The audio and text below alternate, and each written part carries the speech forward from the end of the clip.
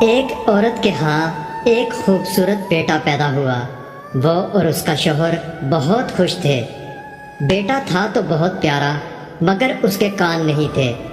انہوں نے ڈاکٹر سے پوچھا تو ڈاکٹر نے کہا اس کے اندر کے کان بالکل ٹھیک ہیں، وہ کسی بھی طرح سے معذور نہیں، لیکن اس کے باہر والے کان نہیں تھے اور ڈاکٹر کچھ نہیں کر سکتے تھے کیونکہ وہ ابھی بہت چھوٹا سا بچہ تھا۔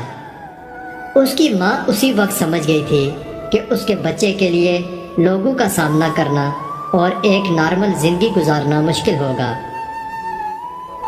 جب وہ بچہ اسکول جانا شروع ہوا تو وہ پڑھائی میں باقی بچوں کے مقابلے میں سب سے اچھا تھا، لیکن حسد کی وجہ سے باقی بچے اس کے کان کا مذاق اڑاتے۔ وہ جب بھی اسکول سے واپس آتا اس کا چہرہ پریشان اور لٹکا ہوتا۔ ماں بہت پریشان رہنے لگی تھی کیونکہ اب اس کا بیٹا پڑھائی میں بہت کمزور ہوتا جا رہا تھا، کیونکہ وہ کلاس کے بچوں کی باتیں دل پر لے رہا تھا۔ اسکول ختم ہوا تو وہ کالج جانے لگا، مگر وہاں بھی وہ جدھر جاتا سب اس کا مذاق اڑاتے۔ ایک دن باپ ڈاکٹر کے پاس گیا اور اسے بتایا کہ اس کا بیٹا احساس کمتری کا شکار ہو چکا ہے، کیا اب اس کے کان ٹھیک نہیں ہو سکتے؟ ڈاکٹر کہنے لگا کہ ٹھیک تو ہو سکتے ہیں، مگر اس کے لیے کوئی ڈونر چاہیے۔ لڑکے کا باپ ایک سال ادھر ادھر مارکیٹنگ کرتا رہا اور ایک دن اسے ڈونر مل گیا۔ وہ بیٹے کے پاس گیا اور کہنے لگا چلو ہسپتال چلتے ہیں، تمہارے لیے ڈونر مل گیا ہے۔ بیٹا خوشی سے بولا اتنا عظیم انسان کون ہے؟ باپ کہنے لگا اس نے مجھے بتانے سے منع کیا ہے۔ کامیاب آپریشن کے بعد اس کی پڑھائی پہلے کی طرح بہت اچھی ہو گئی اور وہ دیکھنے میں بھی نارمل نظر آنے لگا۔ بہت اچھی زندگی کا آغاز کر لیا تھا۔ بعد میں پھر اس کی شادی ہوئی، بچے بھی پیدا ہو گئے۔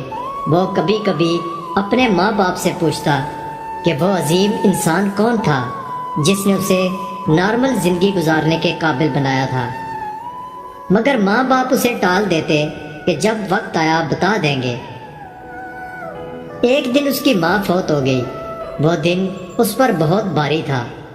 ماں کی میت ایک تابوت میں رکھی گئی تھی۔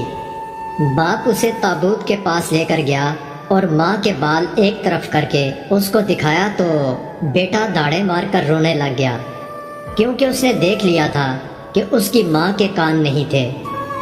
آج بیٹے کو پتہ چل گیا تھا کہ وہ عظیم ہستی اس کی اپنی ماں تھی۔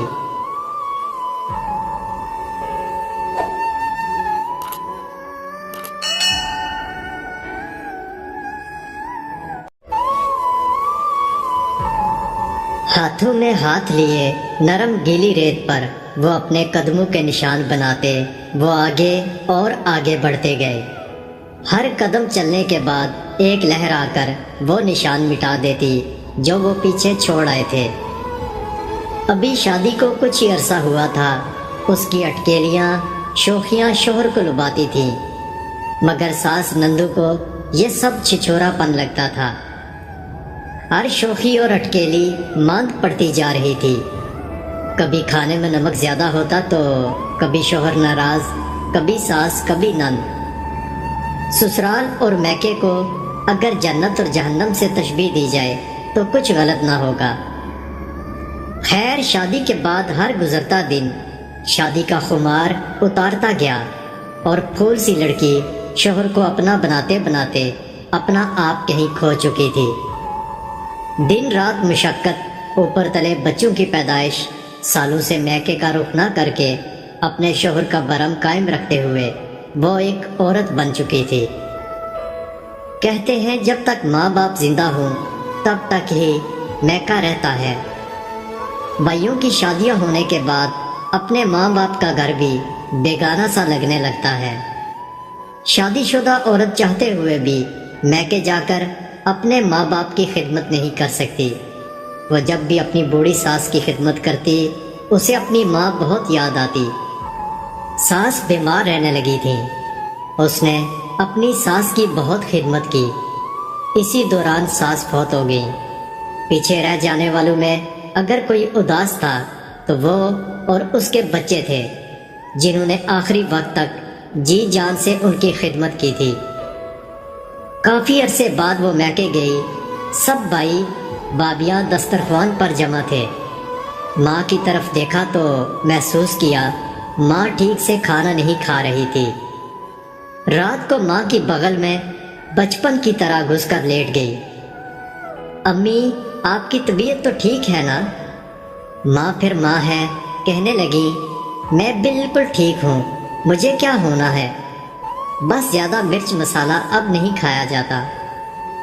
وہ ماں سے کہنے لگی، آپ دلیا بنوا لیا کریں۔ ماں نے آگے سے کوئی جواب نہ دیا۔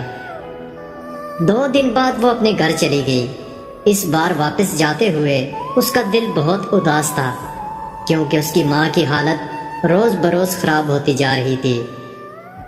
وہ اکثر تڑپ کے سوچتی، کاش میں اپنی ماں کو اپنے گھر لے آتی، ان کی خدمت کرتی، کیونکہ ماں کے پاس کوئی نہیں تھا۔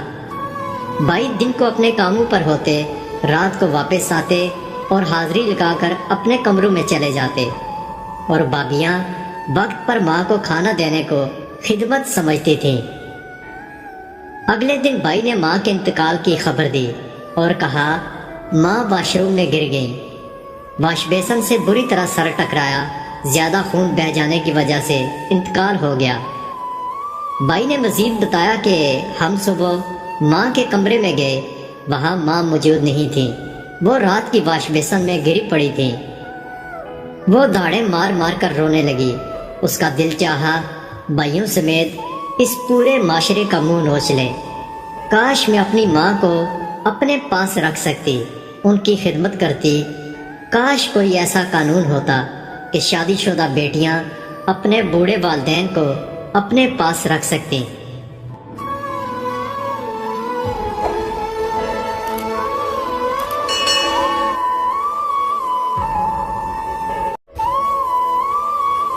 بیوی کو شادی کے چند سال بعد خیال آیا کہ اگر وہ اپنے شوہر کو چھوڑ کر چلی جائے تو میرا شوہر کیا محسوس کرے گا۔ یہ خیال اس نے ایک کاغذ پر لکھا، اب میں تمہارے ساتھ نہیں رہ سکتی، میں تمہارے ساتھ بور ہو گئی ہوں، میں ہمیشہ کے لیے گھر چھوڑ کر جا رہی ہوں۔ اس کاغذ کو اس نے میز پر رکھا اور شوہر کے آنے کا انتظار کرنے لگی۔ جب شوہر کے گھر آنے کا وقت ہوا تو اس کے رد عمل کو دیکھنے کے لیے وہ بیڈ کے نیچے چھپ گئی۔ شوہر گھر میں داخل ہوا اور میز پر رکھا کاغذ دیکھا اور اسے پڑھنے لگا۔ کچھ دیر خاموش رہنے کے بعد اس نے اسی کاغذ پر کچھ لکھا اور خوشی سے جھومنے لگا، گیت گنگناتے ہوئے کپڑے بدلنے لگا۔ پھر اس نے فون نکالا اور کسی کو کال کی اور کہنے لگا، آج میں آزاد ہو گیا ہوں۔ شاید میری بیوی کو سمجھ آ گئی کہ وہ میرے لائق ہی نہیں تھی۔ آج وہ ہمیشہ کے لیے گھر سے چلی گئی ہے، اس لیے اب میں آزاد ہوں اور تم سے ملنے آ رہا ہوں۔ کپڑے بدل کر تم بھی میرے گھر کے سامنے والے پارک میں آ جاؤ۔ شوہر یہ کہہ کر باہر نکل گیا۔ بیوی روتی ہوئی آنکھوں سے بیڈ کے نیچے سے نکلی اور کانپتے ہوئے ہاتھوں سے کاغذ پڑھنے لگی، جس پر لکھا تھا، بیڈ کے نیچے سے پاؤں نظر آ رہے ہیں، پاگل، میں پارک کے قریب والی دکان سے بریڈ لے کر آ رہا ہوں، تم تب تک چائے بنا لینا۔ میری زندگی میں خوشیاں تیرے آنے سے ہیں، آدھی تمہیں ستانے میں ہے اور آدھی تمہیں منانے میں ہے۔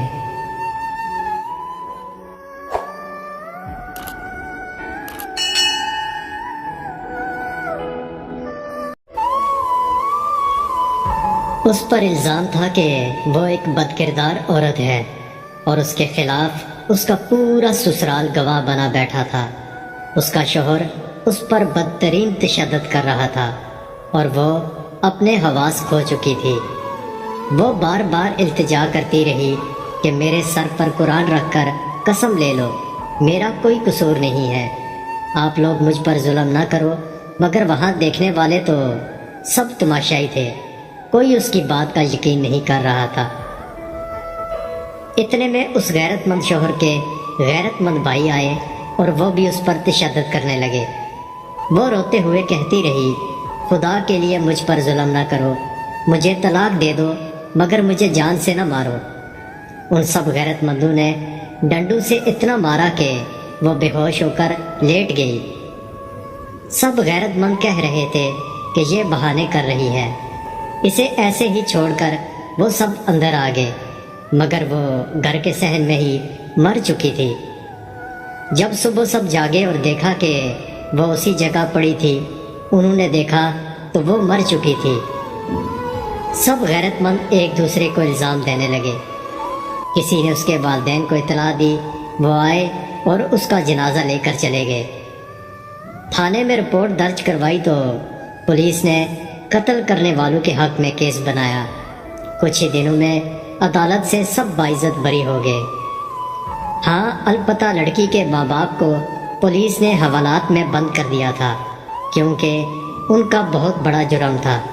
انہوں نے کچھ غیرت مندوں کے خلاف جھوٹا کیس جو دائر کیا تھا۔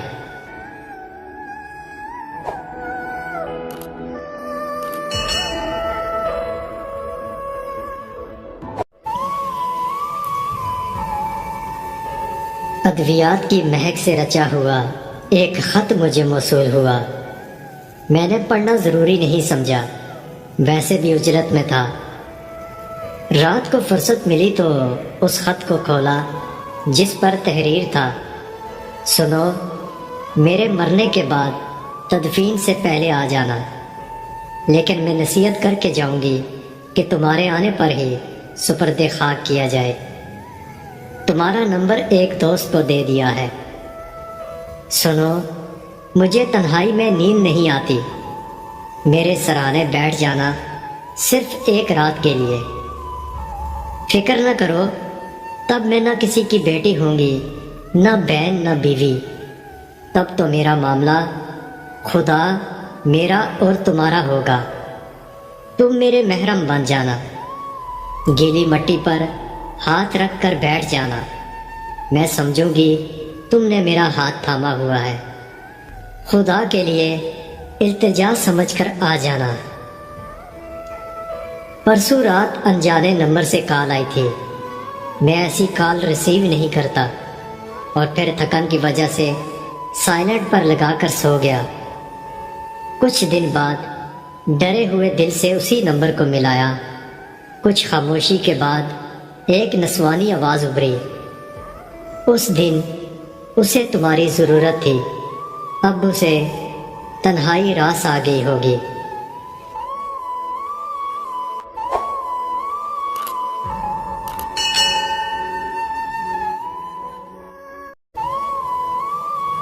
ایک گناہگار شخص ایک جنگل سے جا رہا تھا۔ اس نے ایک آدمی کو دیکھا جو اپنے سامنے زمین میں ایک سوکھی ٹہنی دبائے بیٹھا تھا اور اللہ کی عبادت کر رہا تھا۔ اس گناہگار آدمی نے پوچھا، تم کیا کر رہے ہو؟ اس نیک اور پرہیزگار آدمی نے کہا، میں سالوں سے دنیا سے دور اس ویرانے میں اللہ کی عبادت کر رہا ہوں۔ جس دن میری عبادت قبول ہوگی اس دن یہ ٹہنی ہری ہو جائے گی، اس طرح مجھے پتہ چل جائے گا۔ اس گناہگار کے دل میں جانے کیا آئی کہ وہ بھی زمین میں ایک سوکھی ٹہنی دبا کر بیٹھ گیا اور عبادت کرنے لگا۔ تھوڑی دیر کے بعد کہیں سے ایک آدمی کی آواز آئی، پکارنے والا پانی مانگ رہا تھا۔ دونوں نے اس کی بات پر کوئی دھیان نہ دیا۔ آواز دوبارہ آئی۔ 3 سے 4 مرتبہ پکارنے کے بعد گناہگار شخص نے کہا، میں تو ابھی بیٹھا ہوں، تمہیں کتنا عرصہ ہو گیا ہے؟ تم ذرا اٹھ کر اسے پانی تو پلا دو، میں ابھی بیٹھا ہوں، اٹھنا نہیں چاہتا۔ اس نیک بندے نے گناہگار کو ڈانٹ کر کہا، میری عبادت میں خلل نہ ڈالو، اس سے میرا سلسلہ ٹوٹ جائے گا۔ جب مدد کی پکار مسلسل آتی رہی تو گناہگار سے رہا نہ گیا، اس نے اپنی جگہ چھوڑی اور پانی لے کر چلا گیا۔ جب تھوڑی دیر کے بعد واپس آیا تو اس کی ٹہنی ہری ہو چکی تھی اور نیک بندے کی ٹہنی ویسی کی ویسی پڑی تھی۔ وہ تو رب ہے جس کی چاہے توبہ قبول کر لے۔ کبھی کبھی برسوں کی ریاضت بھی ایک لمحے میں پلٹا دی جاتی ہے اور کبھی کبھی ایک ادا قبولیت کا سبب بن جاتی ہے۔